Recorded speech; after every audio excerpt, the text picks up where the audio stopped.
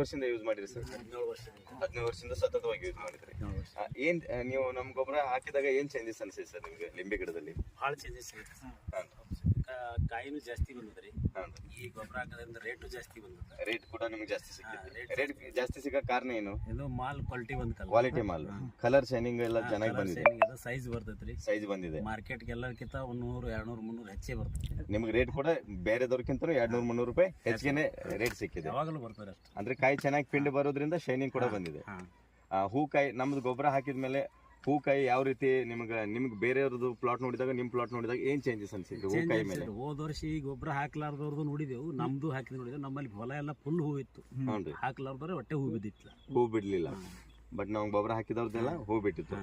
ನಿಮ್ ಊರಲ್ಲಿ ನಮ್ ಕಂಪ್ನಿ ಗೊಬ್ಬರ ಎಷ್ಟು ಜನ ಯೂಸ್ ಮಾಡ್ತಿರ್ಬೇಕು? ಎಷ್ಟು ರೈತರು ಯೂಸ್ ಮಾಡ್ತಾರೆ? 150 ಜನ ಮಾಡಿರ್ಬೇಕು. ವರ್ಷ 150 ಆಗಿತ್ತು ನಮ್ಮಲ್ಲಿ. ಎಲ್ಲರೂ ಕೂಡ ಯೂಸ್ ಮಾಡ್ತಾರೆ. ಅವ್ರದ್ದೆಲ್ಲ ರಿಪೋರ್ಟ್ ಹೆಂಗಿದೆ? ಹೋದ ವರ್ಷ ನಾ ಬೇಕಾಗಿ ಕೊಟ್ಟು ಕಳಿಸಿದ್ರು ಅವ್ರಿಗೆ. ಆ ಗೊಬ್ಬರದಿಂದ ಈ ವರ್ಷ ಇನ್ನ ಮತ್ ಬೇಕತ್ತಲ್ಲ ತರೋದಕ್ಕೆ. ಈ ವರ್ಷ ಕೂಡ ಮತ್ತೆ ನಿಮ್ ಗೊಬ್ಬರ ಇದೇ ಗೊಬ್ಬರ ಬೇಕಂತ ನಿಮಗೂ ಕೂಡ ಹೇಳಿದಾರೆ. ನೀವು ಪರಿಚಯ ಮಾಡಿದ್ರಿ. ಯಾರ್ಯಾರು ತಗೊಂಡಿದ್ದಾರೆ? ನಾವು ಕಳ್ಸಿದ್ರಿ. ಇದಕ್ಕೆ ಕಳ್ಸಿದ್ರ ನಾವೇ ಬಿಆರ್ಕು ನಿಮ್ಮ ರಿಲೇಷನ್ ಕೂಡ ಕಳ್ಸಿದ್ರಿ.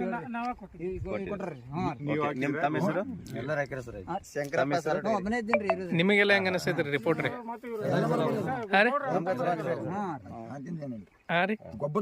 ಗೊಬ್ಬರದ ಏನೂ ಇಲ್ಲ ಪ್ರಾಬ್ಲಮ್. ಇಷ್ಟು ವರ್ಷದಿಂದ ಸತತವಾಗಿ ಯೂಸ್ ಮಾಡಿದ್ರೆ ಯಾವ್ದು ಏನು ಪ್ರಾಬ್ಲಮ್ ಇಲ್ಲ. ಗೊಬ್ಬರದ ಏನೋ ತೊಂದ್ರೆ ಇಲ್ರಿ, ಎಲ್ಲ ಸೈನಿಂಗ್ ಬರ್ತಾರೆ,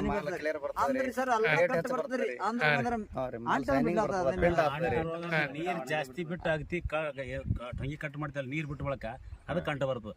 ನೀರ್ ಬಿಡ್ಲಾರ್ದೆ ಗಿಡ ಚಾಟ್ನಿ ಹೊಡಿಬೇಕು.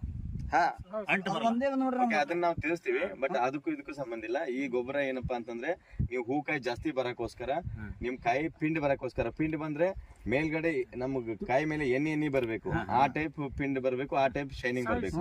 ಅದಕ್ಕೋಸ್ಕರ ಕೊಡ್ತೀವಿ. ಆಮೇಲೆ ಸ್ಪ್ರೇ ಏನಾದ್ರು ಮಾಡಿದ್ರೆ ನೀವು ನಮ್ದು ಮಾಡಿದೇವ್ರಿ ಸ್ಪ್ರೇ ಕೂಡ